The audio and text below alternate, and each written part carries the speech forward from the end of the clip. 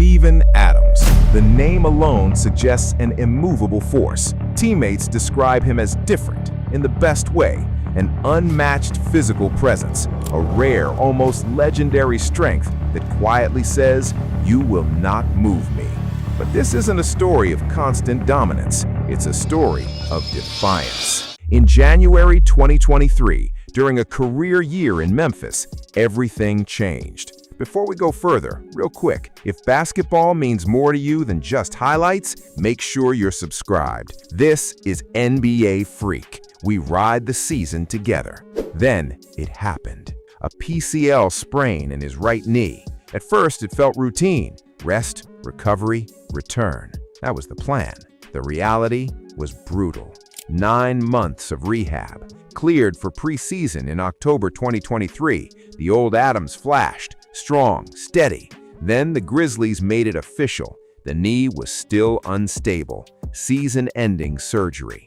118 straight games missed. As Adams fought his quiet battle, Memphis unraveled. In February 2024, he was sent to Houston, a silent figure on the sideline. At 30 years old, after 2 lost seasons, the league had made up its mind. Steven Adams was finished. Another old-school big man beaten by time and gravity. Part 2. The Silent Comeback, a Necessary Evolution. The 2025 return was not a glorious re-entry. It was a cautious, measured attempt at damage control. Houston kept him under strict minute restrictions, barely 13.9 minutes a night, sitting out back-to-backs. His minimal stats reflected the caution.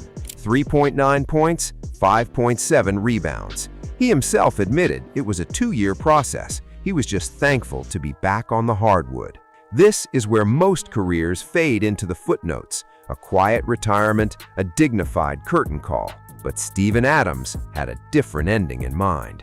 He wasn't fading, he was transforming. June 2025. The Rockets shocked the league, offering Adams a 3-year, $39 million contract extension. The outrage was immediate.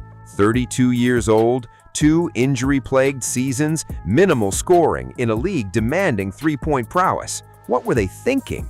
The Rockets knew what the rest of the NBA was missing. Part 3. Beyond the box score. Systemic dominance. Look closer at his early 2025-26 campaign. His stats might look modest. 5.8 points, 8.6 rebounds, a solid backup. But look deeper. He was averaging 4.7 offensive rebounds per game. That led the entire NBA. His offensive rebounding rate was a career-best 25.4%, a number you haven't seen since the days of Dennis Rodman. And he was doing this in just 22.8 minutes. He was historically dominant on a part-time shift. But his true value wasn't personal, it was systemic.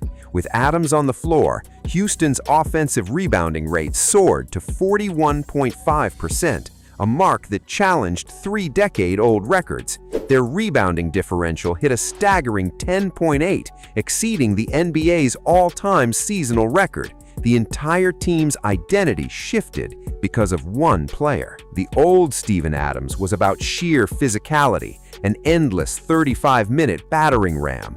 This new version is a master strategist. He maximizes every second. He understood his physical limitations and figured out how to be more valuable with less. He doesn't need to score or even touch the ball. His sheer presence near the basket, his gravity, forces 2, sometimes 3 defenders to commit to boxing him out, instantly creating space and opportunity for every other player.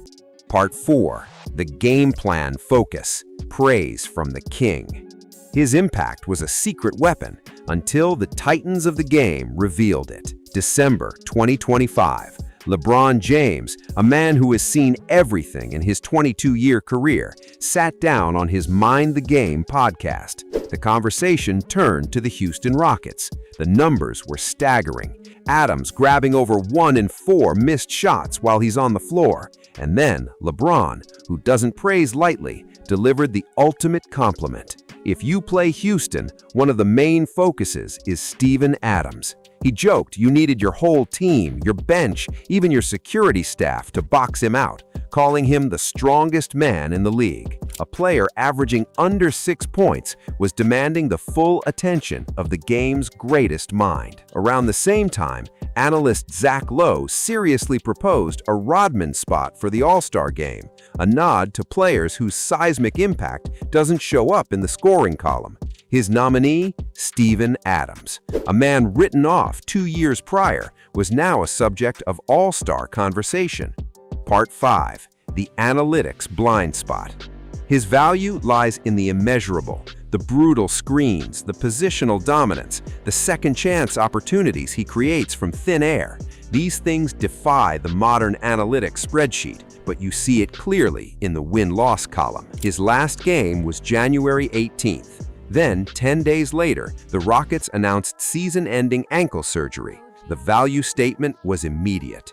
Without him, Houston was repeatedly beaten on the boards. That historic rebounding advantage evaporated the moment he couldn't provide it anymore. Adams proves the NBA has a blind spot, a 7-foot New Zealander-shaped hole in its sophisticated data models. By telling a generation of big men to stretch or die, to prioritize the three-pointer, the league has inadvertently created a scarcity. They signed Adams not for what he costs, but for what he uniquely delivers. This is the cruel irony. Just as the world finally realized his genius, he was taken off the board again. But this saga is far from over. Adams is locked in until the 2027-28 season. He has shown he can adapt, he can dominate in limited minutes, and he doesn't stay down. So, the question remains, can Steven Adams, the smarter, more efficient, more valuable version, return next season and reclaim his place as the league's most impactful big man? Or will Father Time finally get the last word?